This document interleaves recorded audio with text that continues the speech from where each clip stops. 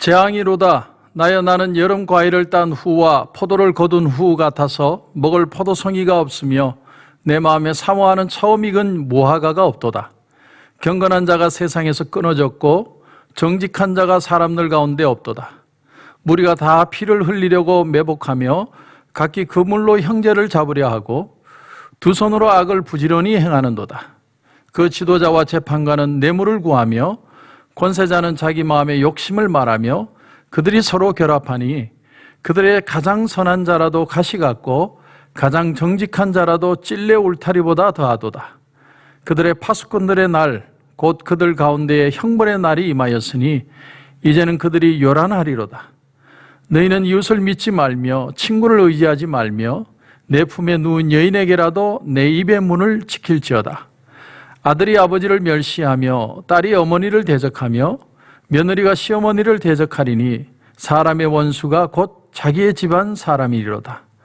오직 나는 여호와를 우러러 보며 나를 구원하시는 하나님을 바라보나니 나의 하나님이 나에게 귀를 기울이시리로다. 아멘. 자, 오늘 5절 말씀을 다시 보시면 너희는 이웃을 믿지 말며 친구를 의지하지 말며 내 품에 누운 여인에게라도 내 입의 문을 지킬지어다. 한마디로 누구도 믿을 수 없는 사회가 되었다는 얘기입니다. 특별히 이 말씀 참 재밌는 말씀이 옆에 누워있는 그대도 조심하라. 내 옆에 누워있는 사람에게도 어떤 얘기를 하는 것이 참 지켜지지 않는 사회, 참 누구도 신뢰할 수 없는 사회, 어떤 그런 사회의 연약한 모습들을 표현하고 있다고 생각합니다.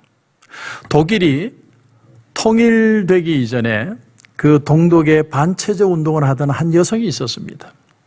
이 여인이 항상 비밀 경찰의 그 감시 대상이 되어서 늘 괴롭고 힘들고 답답한 삶을 사는데 이 여인의 유일한 친구는 바로 자기 남편이었대요.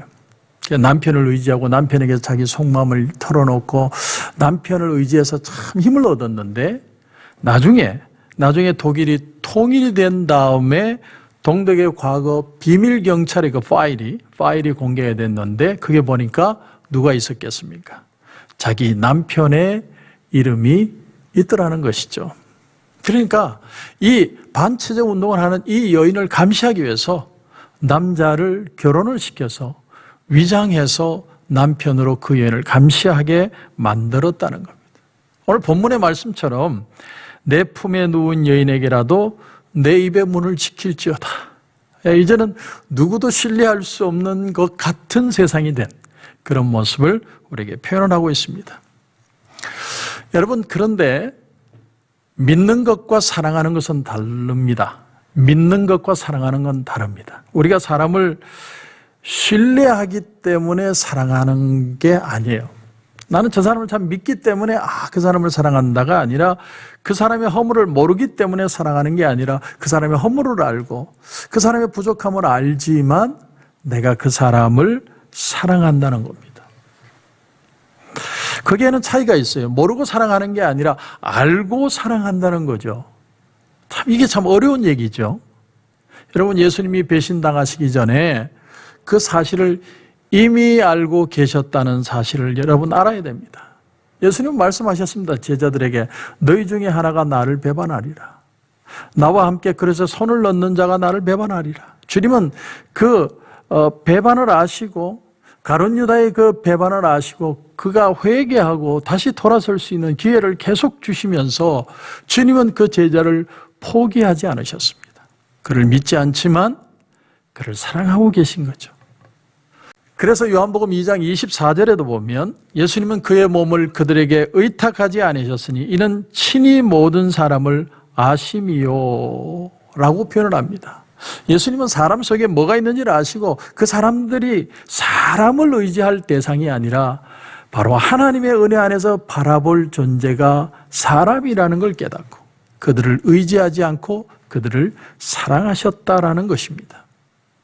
자, 그래서 오늘 4절에도 보시면 그들의 가장 선한 자라도 가시 같고 가장 정직한 자라도 찔레 울타리보다 더하도다. 한마디로 세상에 믿을 사람 없다는 거예요. 세상에 선한 사람도 가시 같다. 이게 참 얼마나 충격적인 얘기입니까? 또 정직한 자도 찔레 울타리보다 더하다. 이러면 뭐 말 다 한 거죠. 선한 사람, 정직한 사람이 이 정도라면 그 사회가 얼마나 타락하고 얼마나 신뢰할 수 없는 그런 사회인가를 우리에게 표현해 주는 거죠. 그런데 이 말은 사람을 포기하라는 뜻이 아니라 그런 줄 알고 그들을 사랑하라 이런 뜻입니다. 역설이죠. 신앙이라는 건 여러분 역설입니다. 할 수 없는 걸 하라는 거예요. 내가 할 수 없기 때문에 그렇게 품는 겁니다. 이게 예수님이 하신 겁니다. 예수님이 제자들을 사랑하시되 끝까지 사랑하시니라. 여러분 예수님은 끝까지 사랑해요. 배반할 것도 아시고 그 가룟 유다뿐만이 아니라 베드로 모든 제자들이 뿔뿔이 다 흩어져서 십자가 앞에서 도망갈 것을 아시지만 그들을 끝까지 사랑하셨다. 왜 이게 가능하셨느냐? 왜 주님은 끝까지 그들을 포기하지 않고 믿는 게 아니라 사랑할 수 있으셨느냐? 그 이유는 하나입니다. 주님은 하나님 아버지를 바라보셨기 때문에. 하나님 아버지를 바라보셨기 때문에. 예수님도 믿음이 필요하셨다는 사실, 여러분 그것을 아십니까? 예수님은 하나님의 아들이니까 그냥 사시다가 하나님의 뜻만 이루고 세상을 떠나시면 된 줄 알지만 예수님도 믿음으로 행하셨고 믿음으로 기적을 일으키시고 믿음으로 십자가를 지셨다는 사실을 여러분 반드시 기억해야 합니다. 주님은요, 그 믿음의 본을 보이셔야만 믿음의 그 길을 우리가 따라올 수 있기에 하나님 앞에서 믿음의 삶을 사셔야 했고 십자가도 믿음으로 바라봐야 했고 믿음으로 또한 사랑하신 겁니다. 그런데 오늘 6절에 보면 보다 더 극단적인 표현이 나옵니다. 아들이 아버지를 멸시하며 딸이 어머니를 대적하며. 이게 모든 가정에 일어나는 어떤 엄청난 갈등을 얘기하는 어떤 사회적인 문제를 고발하는 게 아니에요. 그런 어떤 극단적인 폐륜아들을 표현하기 위해서 이 본문을 표현하고 있는 내용은 아닙니다. 자, 여러분, 그런데 오늘 이 본문을 좀 이해하려면 전체를 주의 깊게 아주 연결시켜서 그렇게 생각을 해야 됩니다. 다시 말하면 이 사회에 총체적인 타락이 있습니다. 오늘 2절부터 보면 경건한 자가 세상에서 끊어졌고 정직한 자가 사람들 가운데 없도다. 3절에도 보니까 그 지도자와 재판관은 뇌물을 구하며 권세자는 자기 마음의 욕심을 말하며 그들이 서로 결합하니. 이런 걸 우리는 총체적 난국이라고 표현합니다. 총체적 난국. 이 시대를 보면 정말 우리가 그런 걸 느낍니다. 인간적인 어떤 감정, 배려 그런 걸 전혀 느낄 수가 없어요. 인간은 더 잘 살면 더 행복한 사회를 만들면 사람들이 더 좋아질 줄 알았는데 오히려 사람들은 더 악해져만 갑니다. 그 결과가 뭡니까?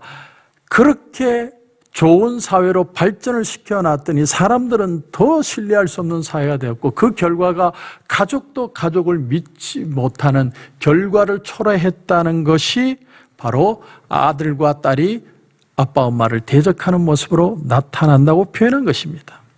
이게 얼마나 골치 아픈 현상이었는지 이사야는 이사야 1장 6절에 발바닥에서 머리까지 상한 곳이 없이 상한 것과 터진 것과 새로 맞은 흔적뿐이다. 이렇게 표현을 했습니다. 머리끝에서 발끝까지. 모든 것이 다 회복하기가 힘들 정도의 사회. 그런 시스템, 무너져가는 모습을 표현하고 있습니다.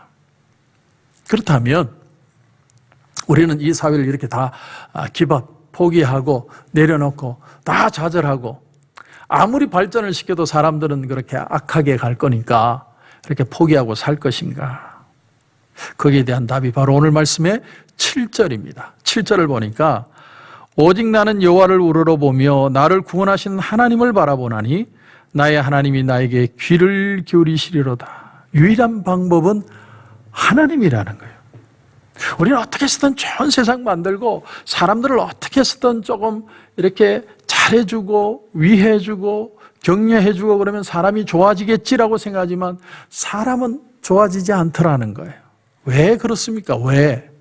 왜 좋은 세상을 만들고 좋은 시스템을 만드는데도 사람들은 좋아지지 않느냐? 가장 큰 이유가 뭐냐면 인간 속에 있는 바로 죄성 때문에 그렇다는 거예요. 인간의 죄성.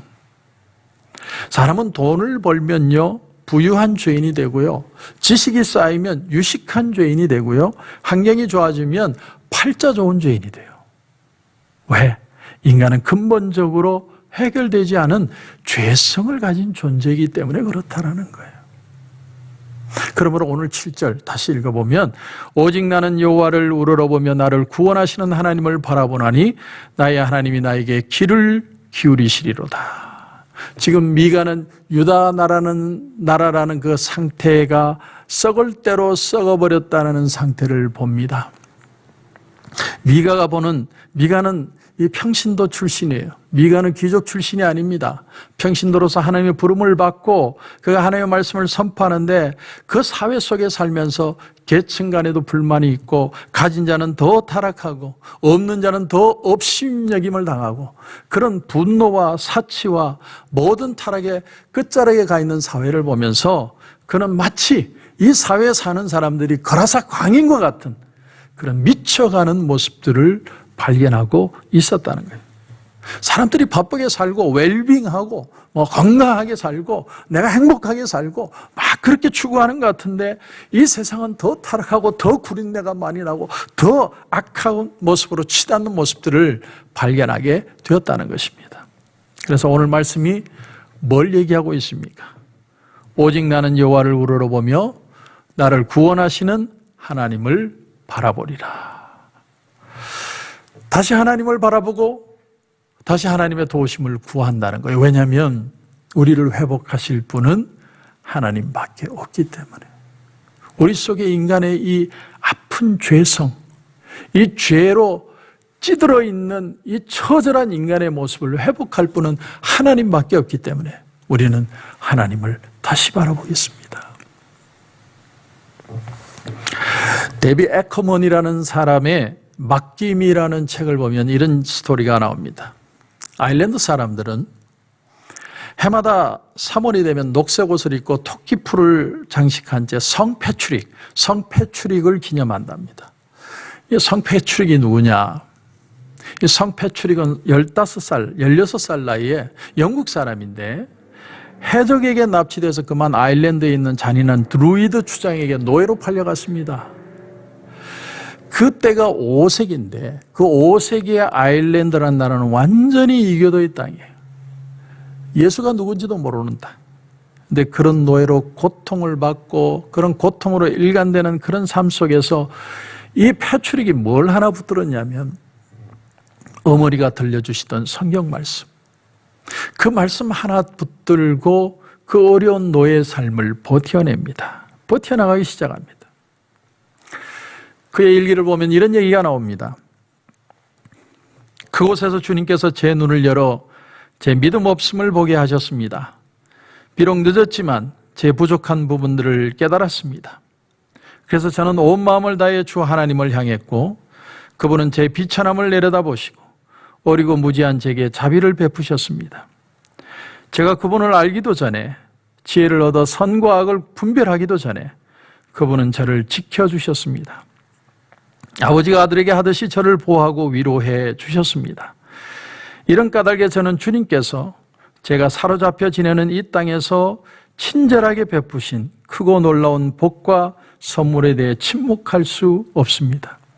우리의 삶이 변화되고 우리가 하나님을 알게 될 때 그분이 행하신 놀라운 일을 하늘나라의 모든 민족 앞에서 찬양하고 증언해야 합니다. 이것이 우리가 그분이 주신 복을 갚을 수 있는 길입니다. 6년 후에 이 패트릭은 그 아일랜드 땅을 탈출을 해서 영국으로 돌아옵니다. 그렇게 돌아왔는데 성령이 자꾸 그의 마음에 감동을 주시는 거예요. 성령이 자꾸 그 아일랜드 땅에 대한 부담을 주신 거예요. 그래서 이 패트릭이 그 아일랜드 땅으로 다시 돌아간 거예요.